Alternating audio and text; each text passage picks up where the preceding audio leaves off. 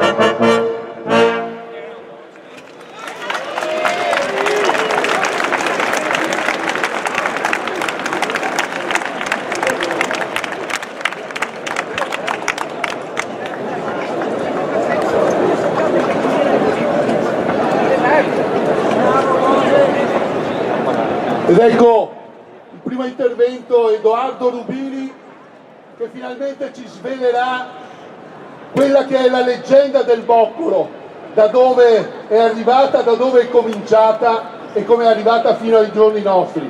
Edoardo Rubini. Cari Veneti, buon viva San Marco! Prima di tutto vi faccio una piccinina introduzione storica, perché nessuno può darà a ricordarsi che ai tempi della Veneta Serenissima Repubblica non che c'era un solo di dedicato a San Marco, che c'era ben 4 feste di San Marco. E a prima c'era il 31 di Gennaio che ricordava l'arrivo delle spoglie di San Marco salvate ad Alessandria.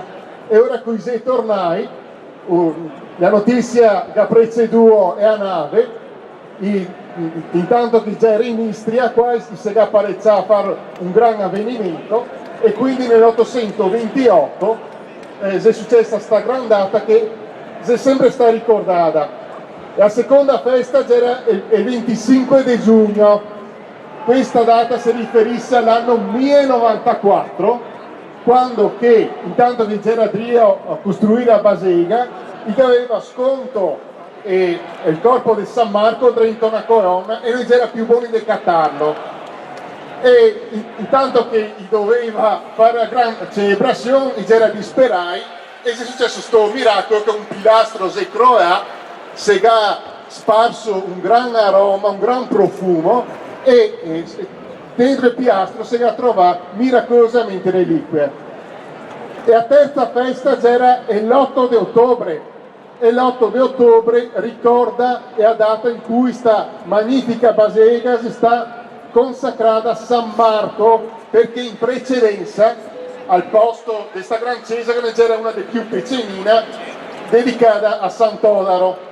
E infine il 25 di aprile c'è stato il secondo giorno del martirio di San Marco, copato ai pagani ad Alessandria, e in quel giorno è morto, ed era l'anno 68. Queste 4 ricorrenze sotto la Repubblica che avevano un rilievo sia civile che religioso, ma dopo che Napoleone ha abbattuto la Repubblica, ha cercato di eliminare ogni traccia di cultura e di identità veneta. E è per questo motivo qua che siamo qua in piazza ancora tutti insieme, per riappropriarsi della nostra storia. Adesso vi parlerò del Boccolo. Il Boccolo dunque fa riferimento a un paio di leggende. tutte e due significative. Ecco, e prima risale al IX secolo, quando c'era doge, orso partecipassio. Sofia si chiamava Maria e si era innamorata di un giovane trovador che si chiamava Tancredi, e però la disparità di classe non permetteva il matrimonio tra sti due giovani, in quanto il doge non poteva permettere che il matrimonio non perpetuasse la nobiltà. E ora Maria che ha consigliato a suo moroso di unirsi alle truppe di Carlo Magno, alle truppe cristiane che combatteva contro gli arabi. Tancredi si è coperto di gloria e a sua leggenda del suo eroismo si è sparso per tutto il mondo. Però un 25 di aprile è successo che un gruppo di cavalieri franchi si arriva a Venezia annunciando l'eroica morte del giovane, e colpito dal nemico e si casca su un roseto e col suo sangue è assai attinta su ste rose. E ora, prima di morire, ha pregato i suoi commilitoni franchi di portare in dono sta rosa a Maria, e a quale dopo un giorno del patimento è morta, e c'era il 25 di aprile. La seconda leggenda fa riferimento invece a Baseggio, che c'era un mariner che abitava a Zuecca.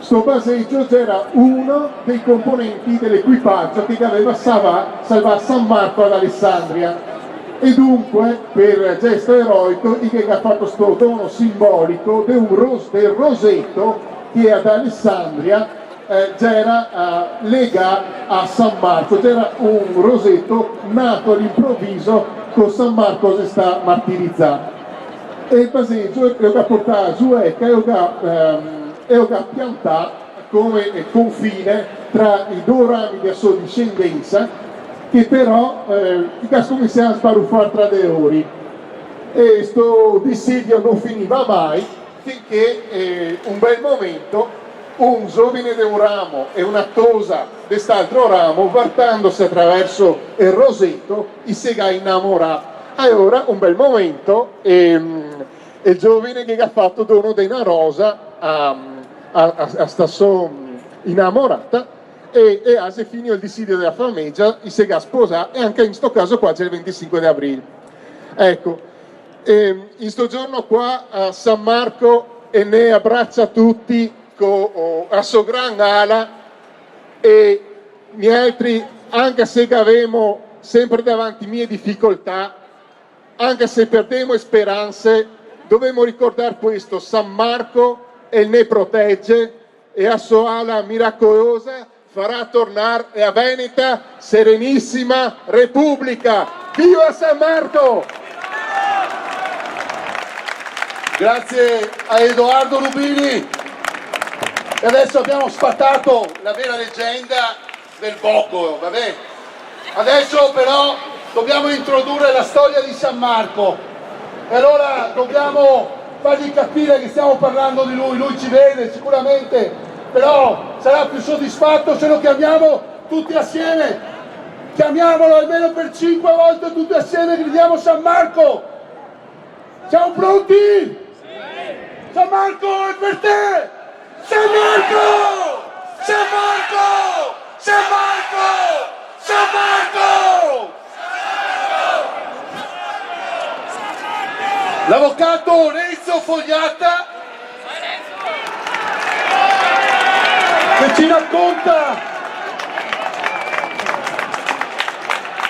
racconta la storia che magari tutti sappiamo, ma non importa per chi non lo sa. No, è il momento oggi per apprenderla, la storia del nostro santo patrono San Marco, Lorenzo Fogliata. Pax tibi Marce, Evangelista meus, hic requiescet corpus tuum, qui riposerà il tuo corpo. Pace a te, o Marco, mio Evangelista. È il sogno di San Marco che si addormenta, qualcuno dice in estasi, e vede un angelo, qualcuno dice in forma di leone, che gli appare quando arriva da Aquileia, perché Marco, palestinese, studia con Pietro, è discepolo di Pietro, scrive il Vangelo con Pietro e Pietro lo invia ad Aquileia. Ad Aquileia converte Ermagora e Fortunato, parrocchia di San Marcuola a Venezia, e da Aquileia viene mandato ad Alessandria d'Egitto. Ma prima, secondo il Chronicon Altinate Venetum, secondo la Translatio Santi Marci, cioè le fonti che parlano di San Marco, vi è questo sogno di predestinazione alla protezione non solo di quelli che saranno i veneziani, come pensano ancora oggi alcuni sprovveduti, ma delle genti venete. San Marco era adorato ancora in Aquileia, prima che nelle Venezie, non Venezia, nelle Venezie, quando vi era il dogado. I sudditi veneti vanno ad Alessandria d'Egitto e cercano le reliquie di San Marco prima della Translatio, prima dell'828. Nell'828 trovano un clima favorevole perché vi è un califfo che distrugge le chiese e che comincia a malmenare i custodi delle chiese, e i due sacerdoti che si accordano con Buono da Malamocco, tribuno di Malamocco, tribunus nei mosaici di San Marco, e Rustico da Torcello, lo fanno a malincuore perché temono che venga demolita la loro chiesa e vengano trafugate le reliquie, e lasciano ai veneziani le reliquie che vengono portate trionfalmente il 25 aprile. Il 25 aprile era stato martirizzato San Marco nelle strade di Alessandria d'Egitto, picchiato a morte, trascinato con una corda al collo e picchiato. Il corpo doveva essere bruciato, ma una pioggia, dice la leggenda aurea, una pioggia miracolosa salva il corpo di San Marco dalla bruciatura, dall'incendio. Questo diventa il segno dell'indipendenza politica della Repubblica. L'828 è un momento particolare, viene consegnato il corpo al vescovo Orso, al patriarca Orso, il quale lo porta al Partecipazio, a Giustiniano Partecipazio, il doge dell'epoca, ed è l'occasione per affermare l'autonomia politica delle genti venete. Sono pochi anni che il dogado è stato portato a Rivo Alto, quindi vi è ancora il senso del dogado, non vi è ancora l'urbe, la città di Venezia, vi è ancora una confederazione venetica fatta di genti venete arrivate nelle coste, che si riconoscono in quel simbolo, il simbolo del leone, il leone perché San Marco era identificato nella tradizione dei i quattro simboli degli evangelisti dell'Apocalisse, perché Marco aveva il leone, era identificato col leone perché si dice che nel suo Vangelo sia colui che fa parlare Cristo più volte del tema della resurrezione, e la forza della risurrezione sta nel leone, e anche perché il Vangelo di San Marco inizia con Giovanni Battista, vox clamans in deserto, voce che chiama nel deserto, come un leone ruggisce, e nell'arcone interno sopra il presbiterio si dice che San Marco, tu proteggi con il tumulo, con la tua tomba, con la tua dottrina, in pace e in guerra, luoghi fisici, l'Italia, la Libia, cioè l'Occidente e l'Oriente, il luogo dell'impero romano e il Nord Africa cristiano, e proteggi Venetos, i Veneti. Viva San Marco!